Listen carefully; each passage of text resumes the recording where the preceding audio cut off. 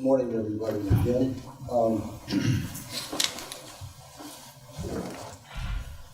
Pursuant to the Official and Employee Ethics Act, Act 170 of 1978, as amended by Act 9 of 1989 of June 26, 1989, and as amended by Act 93 of 1998.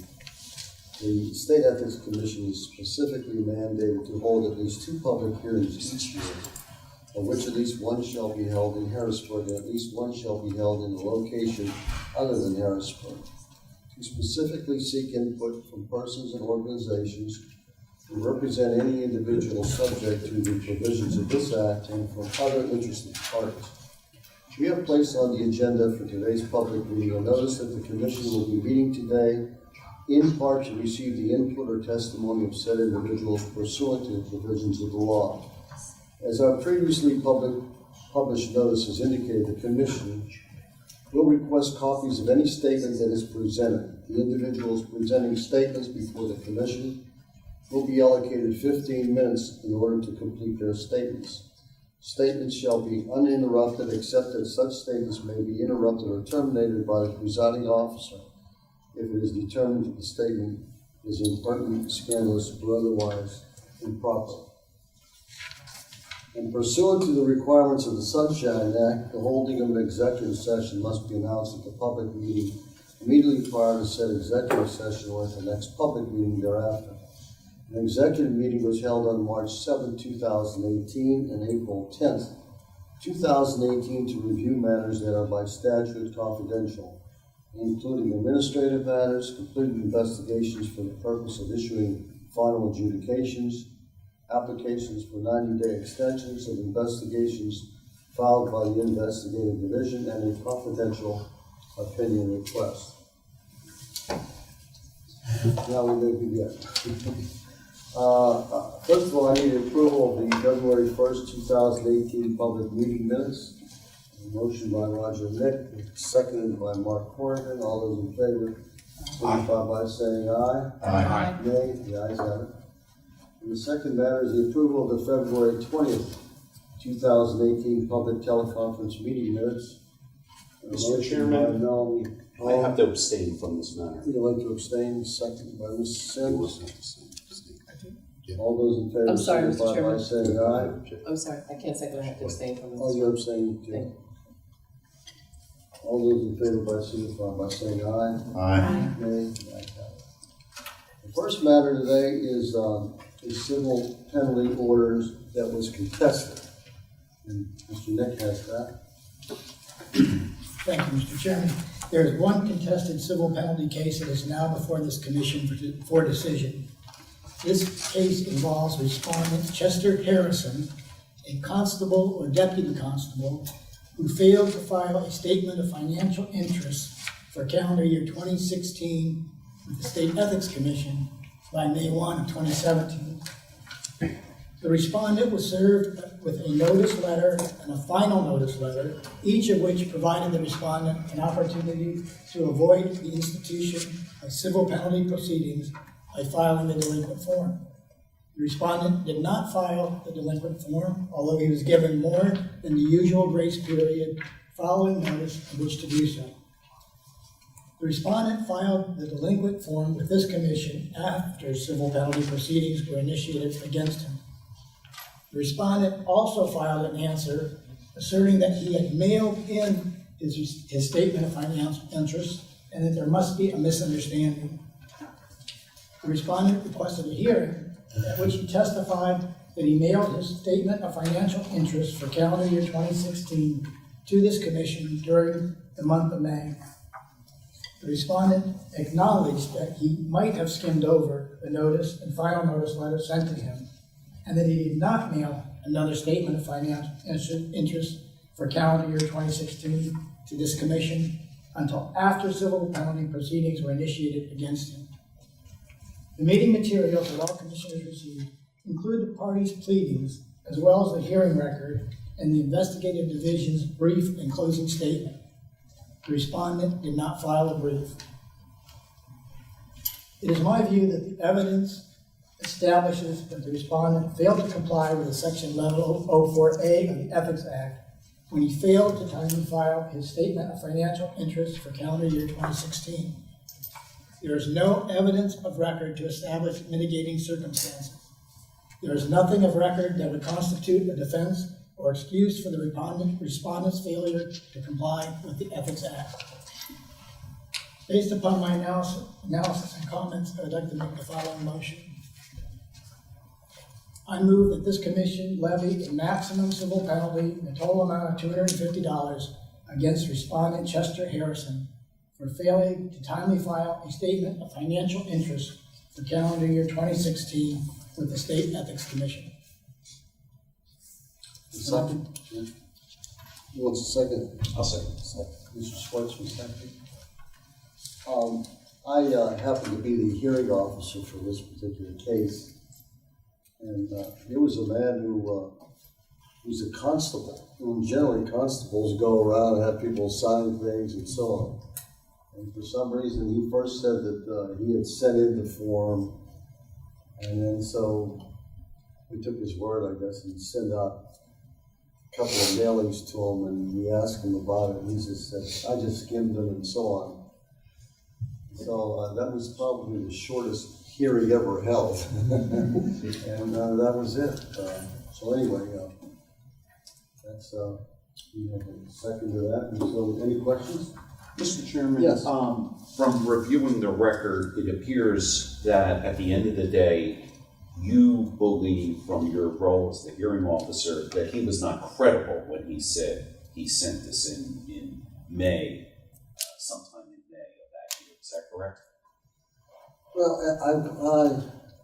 I thought that might be a possibility, but the fact that we had sent a couple of notices, and he said he had received the notices, but he had just skimmed them and never really read them, it was obvious to me then that he just didn't want to pay the $250, and was just really challenging us to collect the $250. So he might be a little sorry down the road because the fines will probably escalate. So with it? Yes. Do you have any questions? Do you have a motion to approve this text afterwards? All those in favor signify by saying aye. Aye. Ayes have it. Next matter is the civil penalty orders by defaults and Mr. Corrigan. There are 3 civil penalty default cases. They are now before the Commission for decision. The respondents in these cases will be identified individually in the motion I will be making with regard to these cases. In each of these 3 cases, the respondent failed to file a statement of financial interest for calendar years 2015. In the first 2 cases, the respondents did not take action or respond to the civil penalty proceedings. In the third case, the respondent filed the delinquent form with this commission after the grace period had expired and civil penalty proceedings were initiated against the respondent, but the respondent did not otherwise take action or respond to the civil penalty proceedings. Following my review, it is my opinion that as to each of these respondents, the Commission should levy a maximum civil penalty of $250 for the delinquent statements of financial interest. It is my opinion that the Commission should also order the first 2 of these respondents to file their statements of financial interest. There is nothing of record that would constitute a defense or an excuse for their non-compliance. Based upon my comments, Mr. Chairman, I move that this Commission levy a maximum civil penalty in the total of $250 against each of the following respondents for failing to file a statement of financial interest for calendar years 2015: Jody Coleman, Joseph Powell, and Sharon Beck.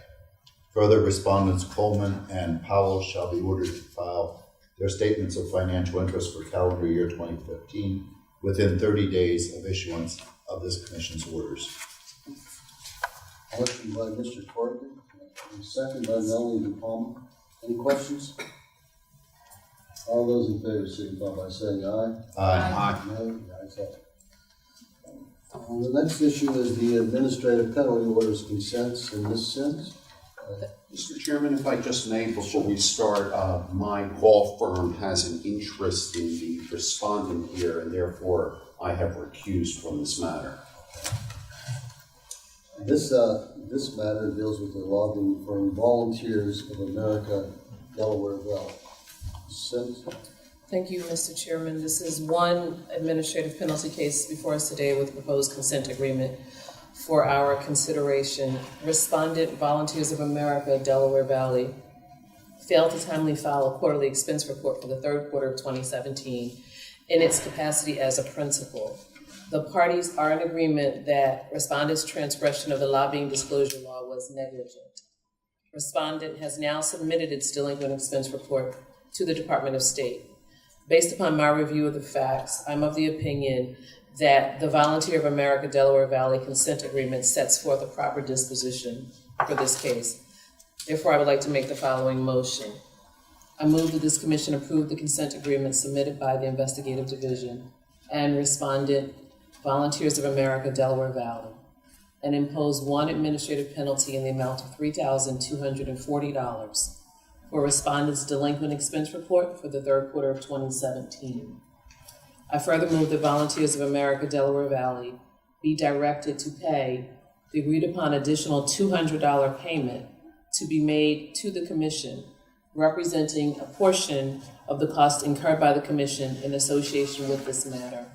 And finally, I move that Volunteers of America Delaware Valley be directed to pay the aforesaid administrative penalty and the aforesaid additional payment to the Commission within 30 days of the mailing date of the Commission's order. That concludes my motion. Motion by Mrs. Sims, seconded by Roger Nick. Any questions? All those in favor say aye. Aye. All those opposed say no. Ayes have it. Next administrative penalty order of default by Mrs. Galloway. That's the CBD advocacy. This is a lobbying group as well. Thank you, Mr. Chairman. Pending before the Commission is a default administrative penalty case brought under Pennsylvania's lobbying disclosure law concerning respondent CBD advocacy, a registered principal. Under the state's lobbying disclosure law, CBD advocacy is required to file a quarterly expense report with the Pennsylvania Department of State no later than 30 days after the last day of each quarter, for a quarterly reporting period in which the total lobbying expenses of a registered principal are $3,000 Department of State. And so here in this instance, the deadline for CBD advocacy to file its third quarter of 2017 expense report or statement was Monday, October 30th, 2017. But CBD advocacy failed to do so. The first day that CBD advocacy's third quarter 2017 expense report / statement was delinquent was October 31st, 2017. Per the Department of State's website, CBD advocacy finally filed its third quarter 2017 expense report on February 28, 2018, 120 days late. Pursuant to Pennsylvania Code 51, Section 63(6), subparagraph 2, an administrative penalty will be calculated from the first day the registration statement or report is delinquent through the date a complete and accurate registration statement or report is filed. The lobbying disclosure law further provides for civil and criminal penalties for failure to comply with the registration statements, filing, and quarterly expense reporting requirements. As such, the Investigative Division has requested that the Commission levy an administrative penalty of $6,000, calculated at the maximum $50 per day for the 120-day delinquency on ADD advocacy for its default and failure to timely comply with the Pennsylvania's lobbying disclosure law. To give a little bit, a quick snapshot of the background of how the administrative penalty proceedings have been underway. On December 13, 2017, the Investigative Division issued a warning notice to CBD advocacy at its registered office concerning the subject delinquency and set forth a 30-day period to cure the noncompliance. CBD advocacy failed to respond or cure within this 30-day period. On February 16, 2018, the Investigative Division initiated the instant administrative penalty proceedings and served CBD advocacy with a notice of alleged noncompliance via certified first-class U.S. mail at its registered mailing address. CBD advocacy did not file an answer, an appeal, or a request for hearing, and thus CBD Advocacy is deemed to have admitted the averments in the notice of alleged noncompliance and waived a hearing before the commission. As mentioned previously, on February 28, 2018, CBD Advocacy finally filed its third quarter 2017 expense report, 120 days late. On March 23rd, 2018, the investigative division submitted its position statement on this case, discussing, among other things, that two representatives from CBD Advocacy, quote, called the investigative division on March 22nd, 2018, end quote, and discussion ensued regarding the case. Further, CBD Advocacy filed its third and fourth quarter 2017 expense reports with the Department of State on February 20, 2018, and that CBD Advocacy, quote, has effectively terminated its principal registration with the Department of State as of January 15, 2018. And no one is here, to my knowledge, from CBD Advocacy, but I am aware that CBD Advocacy submitted a position statement of its own, though unsigned, for the Commission's consideration in this default proceeding dated April 1, 2018. And such position statement offered in pertinent part that one, quote, as of June 30th, 2017, second quarter, CBD Advocacy Group, LLC, and Arena Strategies, LLC terminated their relationship, and no lobbying expenses were incurred after that, end quote. Two, CBD Advocacy was ignorant that additional expense reports needed to be filed with the Department of State since there were no expenses due to the relationship with Area Strategies being terminated, end quote. And three, once informed of that fact, regardless of whether lobbying expenses were incurred or not, an expense report needed to be filed, CBD Advocacy filed expense reports totaling $0.00 for the third and fourth quarter of 2017 and the first quarter of 2018, end quote. I am of the opinion that CBD Advocacy's position statement further confirms that it did in fact fail to report as required by the lobbying disclosure law without justifiable excuse. And as such, CBD Advocacy is subject to a levying of one or more administrative penalties by this commission. I'm also of the opinion that CBD Advocacy's April 1st position statement should be considered in the commission's determination of whether to impose an administrative penalty that is less than the maximum allowable $50 per day under section 63.6. Before making a motion in this regard, Mr. Chairman, I'd like to ask a couple of questions of the investigative division, if I may. Sure. Right, the first question that I have, I'll direct it to Mr. Caruso, is can you confirm whether there was any communication from CBD Advocacy Group telephonically or otherwise prior to the phone call that's referenced in the investigative division's position statement dated March 23rd, 2018? That was the only communication that we had with them. There were attempts to reach them. We didn't hear anything back until the March date. And has there been any attempts since they first reached out to you on March 23rd, 2018 to resolve the accrued penalties associated with the default between the parties? And if so, can you tell me what the status of those efforts are? We attempted to do a standard settlement agreement where we were willing to reduce the $50 a day down to $30 a day. And in those negotiations, the lobby group didn't feel they should pay anything. So they wanted to take their chances to present their side of the issue to the commission in the form of a position statement, and hopefully basically throwing themselves on the mercy of the commission. Thank you for confirming that. And to your knowledge, has the commission ever previously notified CBD Advocacy of any other instances of delinquent or deficient or false registration? None before this. That's a good question. You gave them the opportunity to cure the problem of the file when you sent them letters. Right. Did the Department of State make any efforts to do the same thing? No, they don't. It comes to us first. No, there was one letter does go from the Department of State. I'm sorry. Brian just corrected me on that. Yeah, they did send one letter, and then after that, it comes to the Commission for Enforcement. So they had two opportunities. Two opportunities, one from us, one from the Department of State.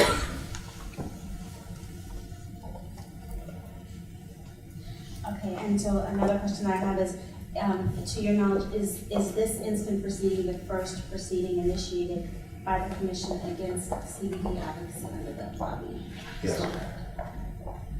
And do you agree with CBD advocacy's representation that the expense report for the first quarter of 2018 has been submitted? They're up to date on all their filings, yes.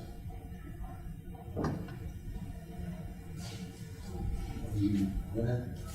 So upon review and consideration of the record before us, I'm of the opinion that CBD advocacy did in fact fail to timely file a quarterly expense report as required under the lobbying disclosure law for the third quarter of 2017.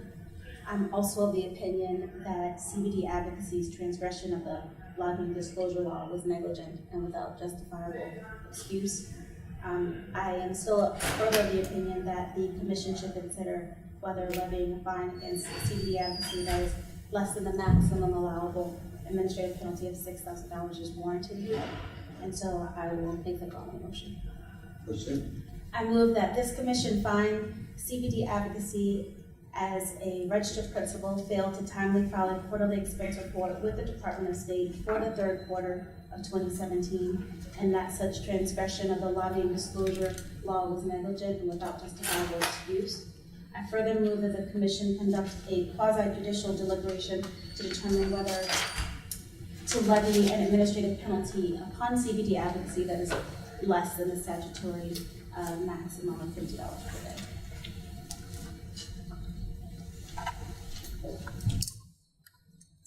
That's your motion? Yes, Mr. Chairman. And do you have a second? Mr. Sims? Any questions? All those in favor signify by saying aye. I think- We have to get a quasi-judicial. Well, that's the deliberate, the motion is Oh, to deliberate. Yes. The motion is to deliberate, Yes, right? to find that they did in fact violate, but to deliberate as to what the fine amount will be. Okay, Monique. Back in favor. Mr. Chairman, in light of the fact that ABD advocacy has in fact corrected its default, brought its filings current under the rules, and in light of the fact that this is their first time being before the commission for having violated the Pennsylvania lobbying disclosure law, I move that the commission levy upon CBD advocacy an administrative penalty in the total amount of $4,800, calculated as $40 per day for each of the 120 days its quarterly expense report for the third quarter of 2017 is delinquent. I further move that CBD advocacy be ordered to pay the aforesaid administrative penalty by no later than the 30th day after the mailing date of the commission's order. Okay, the motion is made by Monique, and a second, Second. Sports. Any questions? All those in favor signify by saying aye. Aye. Ayes have it. 1 moment. Oh, never mind. No, we're okay. We are at number 7, ratification of merit increments. I'll read the statement. Oh, that's right. Pursuant to the Sunshine Act, official action as to personnel-related matters shall be taken in an open meeting. Accordingly, I move that this commission approve and ratify the following actions taken at the April 10, 2018 executive meeting regarding commission staff. The merit increases be authorized for the following staff: Jeffrey Frankenberger from Attorney 1 Group STO 8 Level 9 to vacancy Attorney 2 STO 9 Level 7 at an annual salary of $71,218 retroactive to March 18, 2018. Daniel Kelly, Special Investigator 2 for Group ST 707 Level 6 to Group STO 7 Level 8 at an annual salary of $1,844 retroactive to I think she was. 2019. No, it was her. I think she Joyce was. Damasco, Executive Secretary 1, Group STO 5, Level 12, 2, Executive Secretary 2, Group STO 6, Level 10, and an annual salary of $51,149, retroactive to March 18th, 2018. Esther Estelle from Legal Assistant 1, Group STO 4, Level 13, to Legal Assistant 2, STO 5, Level 11, and an annual salary of $45,829, effective April 30th, 2018, following the creation of the Legal Assistant 2 position. A motion by someone, or do you want a discussion? A motion? I'll move it or second it as the case may be. Motion made by Mr. Corrigan, seconded by myself, that this motion be approved. Any questions? All those in favor signify by saying aye. Aye. Nay, the ayes have it. Judge, can I borrow some money from you?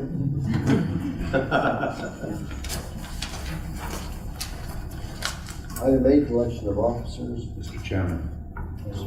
Mr. Corrigan. Fellow commissioners, I've only served on this commission for close to 6 years. However, much has changed during that time. In my opinion, the functioning of the commission has improved greatly. It continues to operate in a fair, open, and very importantly, nonpartisan way. This is due in large part to the leadership of our chairman, Dr. Nick Colafella. Fellow commissioners, I am pleased to nominate the Honorable Nick Colafella for a new term as chairman of our State Ethics Commission. Motion by Mr. Corrigan, is there a second? Second. Monique? Second by Monique. Questions? All those in Are we favor? going to get a raise? You want the job? That's the question. Do you want the job? I'm gonna ask Joyce. All those in favor signify by saying aye. Aye. The ayes have it. Thank you guys. Appreciate it very much. I can't tell you what a great job this guy has done as the vice chairman. I mean, I can see why he ran the Senate for so many years. Because he's running this committee as well. Okay, well, thank you very much. Yes. To follow up on that, I would like to nominate the Honorable Mark Corrigan for Vice Chair. Second? Yes. Second by Mrs. Sims. Questions? All those in favor signify by saying aye. Aye. Aye, nay. I didn't second it because I didn't want you to think this thing was the worst. Thank you. Thank you, Shelley. Thank you, Mike. Mark has done a great job, and his knowledge of all the technical aspects of being a lawyer are shown at every meeting, and I certainly appreciate it. Public comment. Sir, would you like to make a comment? Being here today? On YouTube, TV. On YouTube, wow, I have a face for radio. But I'm Steve Channinson of Villanova University's Charles Widger School of Law. I'm sorry that when it went back into executive sessions, my students, most of them went off to a class that they had started at 10:10. But thank you very much for being here. Thank you for taking the time to talk to the students and my colleagues. I know that I've learned a lot. I'm sure the students have as well. And I know you only get out of Harrisburg once a year, but I hope that we can welcome you back here again in the very near future. So thank you very much. Thank you. Thank you, Villanova.